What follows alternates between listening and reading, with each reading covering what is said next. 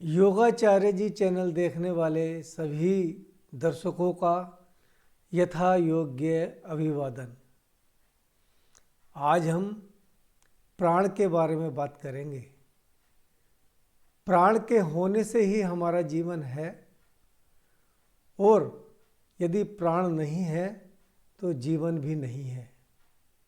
हमारे शरीर में प्राण का अनुभव श्वास के द्वारा होता है और श्वास के चलने का एक बहुत ही विस्तृत विज्ञान है। योगेश्वर शिव शंकर ने देवी पार्वती को सांस के विज्ञान की जो शिक्षा दी, जिसे स्वर विज्ञान भी कहते हैं, वह शिव स्वरोदय नामक पुस्तक में 395 श्लोकों में वर्णित है। आज हम प्राणों की गति के बारे में बात करेंगे। हमारा प्राण 3 नाड़ियों में चलता है। पहली नाड़ी है ईड़ा। जो ईड़ा नाड़ी में जब प्राण चलता है तो उस समय हमारी जो श्वास है वो बाएं नासारंध्र से में प्रवाहित होती है और जब प्राण पिंगला नाड़ी में चलता है तो हमारी श्वास दाएं नासारंध्र में प्रवाहित होती है और जब श्वास दोनों नासारंध्रों से बराबर प्रवाहित होती है तो हमारा प्राण उस समय सुषुम्ना नाड़ी में चल रहा होता है। सुषुम्ना नाड़ी में प्राण बहुत कम समय के लिए, लगभग कुछ सेकंड से लेकर 4 मिनट तक चलता है और प्रत्येक नाड़ी में, चाहे वो ईड़ा नाड़ी हो चाहे पिंगला नाड़ी हो, उसमें 60 मिनट एक स्वस्थ व्यक्ति का प्राण चलता है। विशेष परिस्थितियों में यह ज़्यादा भी हो सकता है, लेकिन औसत समय 60 ही मिनट का है। हमारे प्राण के साथ प्रत्येक नाड़ी में तत्व चलते हैं।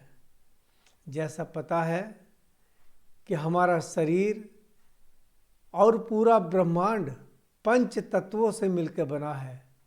ये 5 तत्व हैं: अग्नि, वायु, आकाश, पृथ्वी और जल।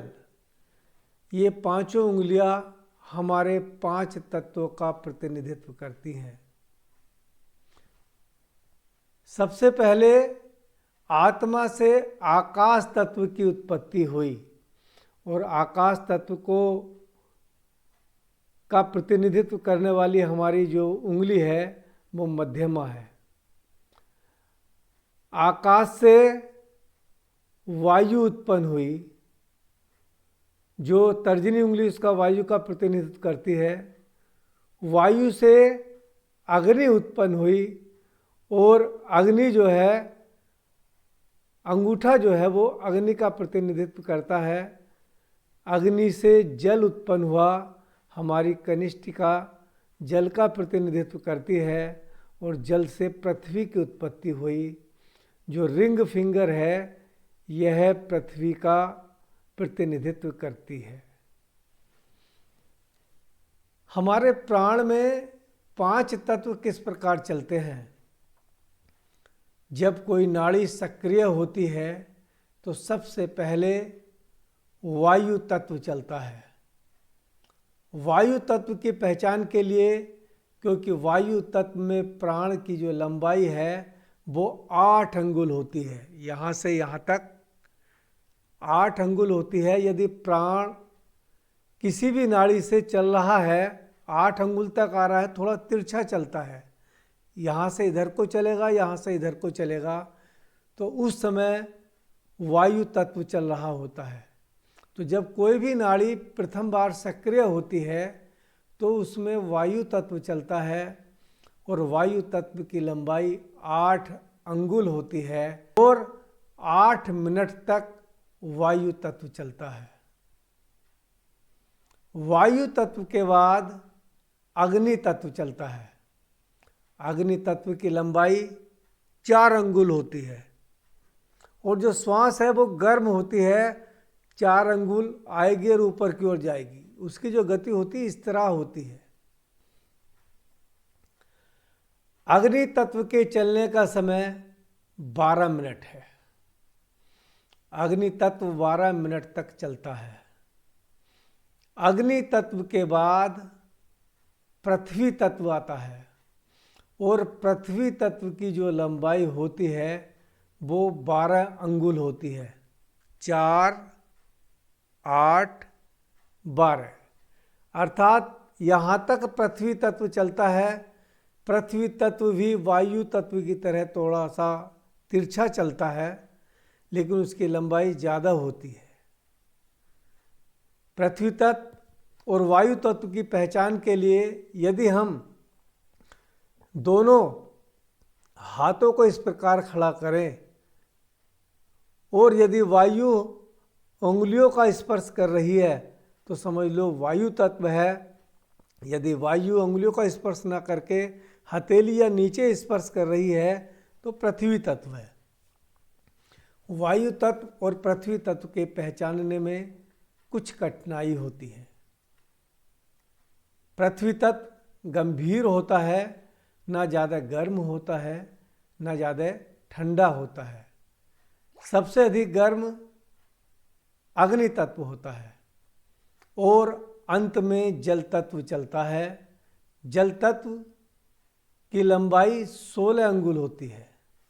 4, 8, 12, 16 बिल्कुल सीधा चलता है। 16 अंगुल उसकी लंबाई होती है, बिल्कुल सीधा चलता है और उस समय जो श्वास है वो बिल्कुल ठंडा होता है। जल तत्व 16 मिनट चलता है। इस प्रकार 1 घंटे में 8 मिनट वायु तत्व,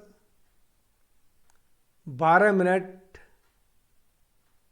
अग्नि तत्व, 20 मिनट पृथ्वी तत्व और 16 मिनट जल तत्व चलता है और सबसे आखिर में आकाश तत्व चलता है जिसका अधिकतम समय 4 मिनट है। और 1 घंटे बाद फिर दूसरी नाड़ी सक्रिय होती है। 1 घंटे तक दूसरी नाड़ी चलती है, उसमें भी ये 5 तत्व चलते हैं। इन 5 तत्वों का ज्ञान करके हम किस समय कौन सा कार्य करना चाहिए, किस समय कौन सा कार्य नहीं करना चाहिए, इसका आकलन करते हैं। हमें शुभ और अशुभ दिन के देखने की कोई आवश्यकता नहीं। हमें केवल अपने प्राण में चलने वाले तत्वों का ही ध्यान रखकर कार्य करें तो हम उससे अधिक लाभ पा सकते हैं। वायु तत्व और अग्नि तत्व में कोई भी सांसारिक कार्य नहीं करने चाहिए और ना ही आकाश तत्व में कोई सांसारिक कार्य करने चाहिए। सांसारिक कार्य करने के लिए सर्वश्रेष्ठ है पृथ्वी तत्व और जल तत्व। पृथ्वी तत्व और जल तत्व में किए गए कार्य सदैव सफल होते हैं और जितने भी मांगलिक कार्य होते हैं वो सदा ही जल तत्व में करने चाहिए। जितने स्थिर कार्य होते हैं वो पृथ्वी तत्व में करने चाहिए। ये तो प्राण में या श्वास में तत्वों की बात हुई। हमारे प्राण का चंद्रमा की कलाओं से बहुत गहरा संबंध है। आपको आश्चर्य होगा कि जिस प्रकार माह में शुक्ल पक्ष और कृष्ण पक्ष होता है उसी के अनुसार हमारे सूर्य भी चलते हैं। यदि व्यक्ति स्वस्थ है तो शुक्ल पक्ष में सूर्योदय के समय प्रथम 3 दिन शुक्ल पक्ष की प्रथमा, द्वितीया और तृतीया को ईड़ा नाड़ी चलेगी, चंद्र स्वर चलेगा और चतुर्थी, पंचमी, षष्ठी 3 दिन फिर आपका दायां सुर अर्थात पिंगला नाड़ी चलेगी। इसके बाद सप्तमी, अष्टमी और नवमी को चंद्र स्वर चलेगा, ईड़ा नाड़ी चलेगी। उसके बाद दशमी, एकादशी और द्वादशी को पिंगला नाड़ी चलेगी, सूर्य स्वर चलेगा। और त्रयोदशी, चतुर्दशी और पूर्णिमा को फिर चंद्र नाड़ी चलेगी, बायां सुर चलेगा। इस प्रकार शुक्ल पक्ष में 9 दिन ईड़ा नाड़ी बायां स्वर चलता है और 6 दिन दायां स्वर और अर्थात पिंगला नाड़ी चलती है। इसके विपरीत कृष्ण पक्ष की प्रथमा, द्वितीया और तृतीया को हमारा सूर्य स्वर पिंगला नाड़ी चलती है और चतुर्थी, पंचमी, षष्ठी को चंद्र स्वर अर्थात ईड़ा नाड़ी में प्राण चलता है। सप्तमी, अष्टमी, नवमी को फिर पिंगला नाड़ी अर्थात सूर्य जो स्वर है उसमें प्राण चलता है। फिर दसवीं, एकादशी, द्वादशी में चंद्र नाड़ी में प्राण चलता है अर्थात ईड़ा में प्राण चलता है। और उसके बाद त्रयोदशी, चतुर्दशी और अमावस्या को हमारा दायां सुर चलता है, जिसे हम सूर्य स्वर कहते हैं। ये बहुत बड़ा विज्ञान है। एक स्वस्थ व्यक्ति का जो श्वास है वो उसी प्रकार चलता है जिस प्रकार सूर्य की, चंद्रमा की कलाएं बदलती हैं। कृष्ण पक्ष में सूर्य स्वर बलि होता है और शुक्ल पक्ष में चंद्र स्वर बलि होता है। सूर्योदय के समय लगभग सभी मनुष्य का स्वर शुक्ल पक्ष और कृष्ण पक्ष के अनुसार चलता है और सूर्यास्त के समय भी लगभग सभी मनुष्यों का स्वर एक समान चलता है। बीच में स्वर परिस्थितियों के अनुसार, कार्य के अनुसार, रोग और आरोग्यता के अनुसार स्वर चलता है। यदि हम अपने स्वर का भली प्रकार अवलोकन करें तो हम पा सकते हैं कि हमारा स्वर किस समय गड़बड़ा रहा है और स्वर को सही करके हम अनेक रोगों से बच सकते हैं। स्वर को पहचानने का सबसे आसान तरीका है, 2 तरीके हैं। या तो इस तरह हाथ रखिए, तेज से प्राण को फूंकिए। यदि वायु हमारे दाएं हाथ को स्पर्श करेगी तो हमारा दायां सुर चलेगा, यदि वायु बाएं हाथ को स्पर्श करेगी तो बायां सुर चलेगा। दूसरा तरीका है, आप इस प्रकार हाथ रखिए और तेज से हवा फूंकिए।